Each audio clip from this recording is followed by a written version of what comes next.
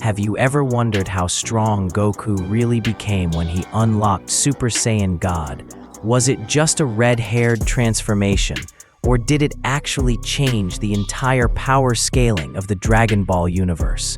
In this video, we are diving deep into the real power of Super Saiyan God Goku, a transformation so powerful that it made even gods take him seriously.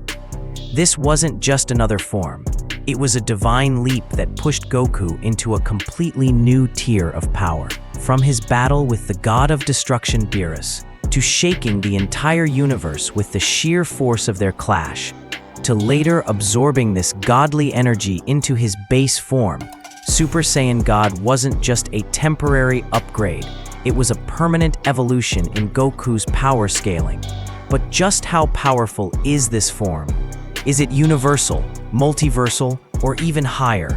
And how does it compare to Goku's later forms like Super Saiyan Blue and Ultra Instinct? Whether you're a casual fan or someone deep into Dragon Ball power scaling, this breakdown is for you.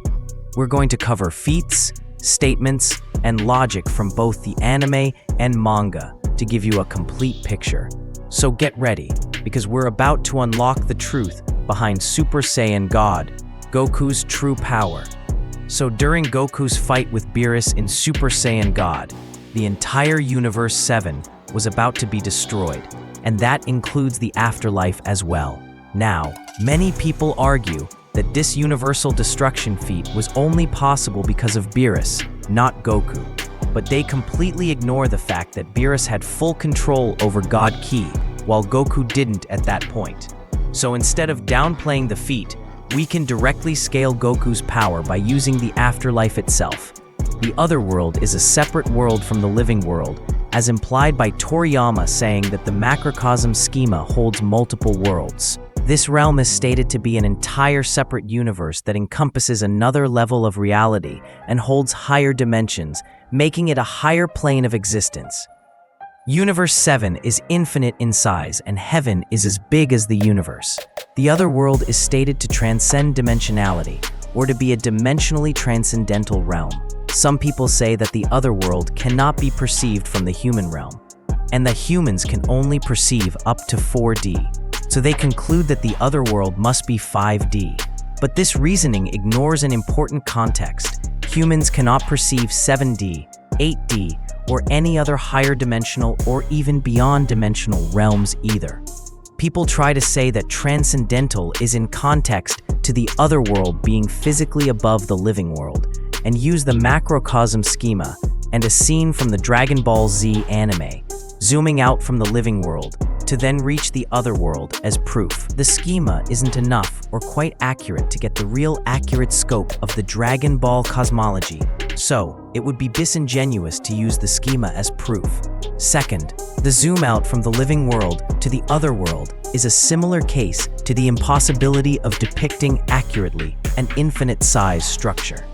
It is impossible to represent the ascension to a higher plane of existence accurately. The zooming out can actually be used as an argument for the other world as a higher plane of existence, since the zoom out goes higher than the heavens, essentially going up from a terrestrial reference, which in spiritual context would imply ascending to a higher plane of existence. And Dragon Ball's other world is stated to be inspired from Asian mythology and be a spiritual world. Other people say that transcendental would be related to a spiritual realm. However, this ignores the context of the sentence describing the other world as a dimensionally transcendental realm, and not just a transcendental realm, meaning that other world is a realm which is dimensionally transcendental, and transcendental also means to transcend.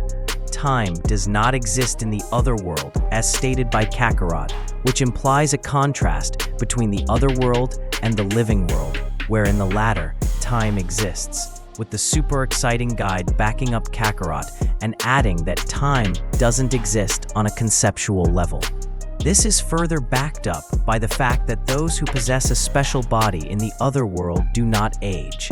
Some people would argue that time exists in the other world because of North Kaio being worried about time when training Goku for his battle with the Saiyans, and the narrator stating how much time has passed since Goku started running on the Snake Road.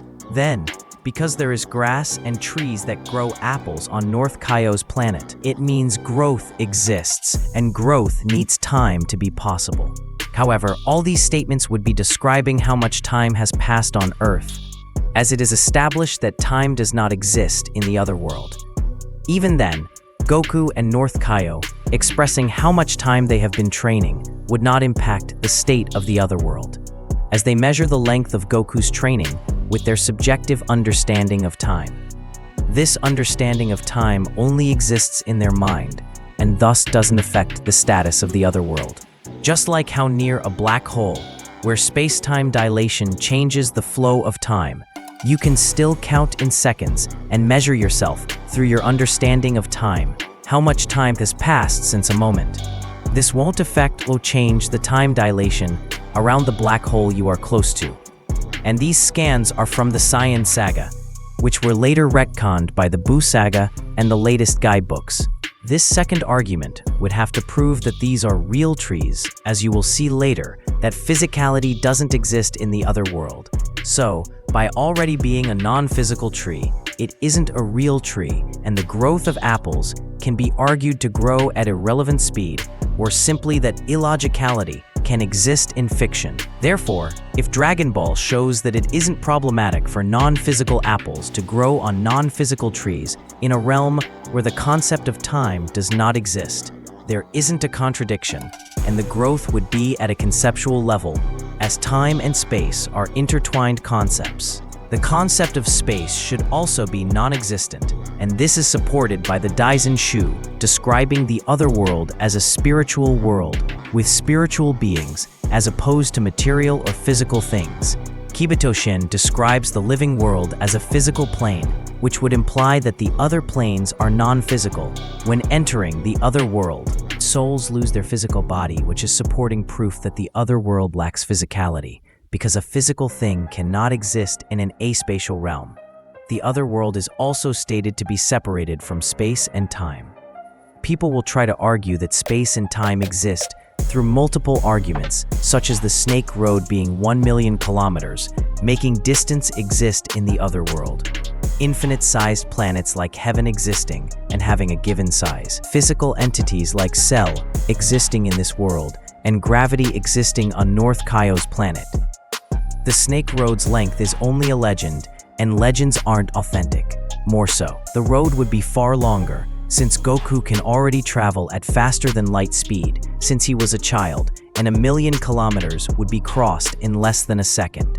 Cell entering the other world without any special authorization would be plot-induced stupidity for the sake of killing Son Goku and making Cell stronger thanks to his Zenkai boost. It can be argued that Goku had to go to a completely separated realm from the other world, as Cell's explosion would have still killed the Earthlings if he exploded somewhere in the living world.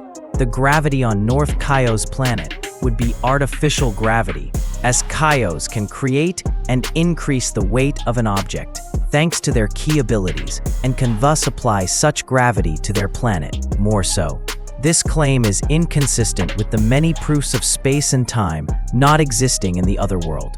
It can also be argued that the other world follows its own rules different from the living world, and thus one rule would be that a special gravity is given for the Kaios planet.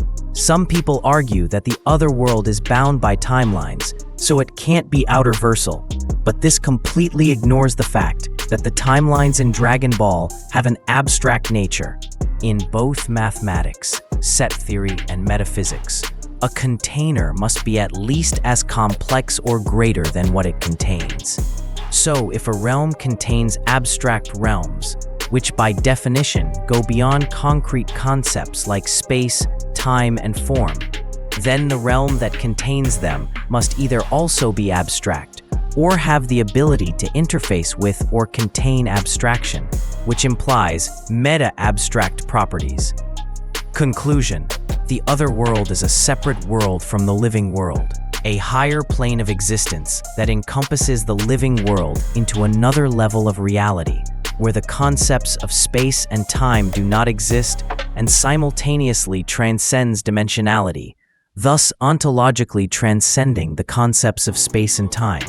which perfectly fits the beyond-dimensional physiology, making the other world an outerversal realm. Affecting this realm would be an outerverse-level feat. But how can a three-dimensional being be outerversal? Let me explain. In Dragon Ball, every feat is performed through Chi, which is a non-physical and metaphysical energy.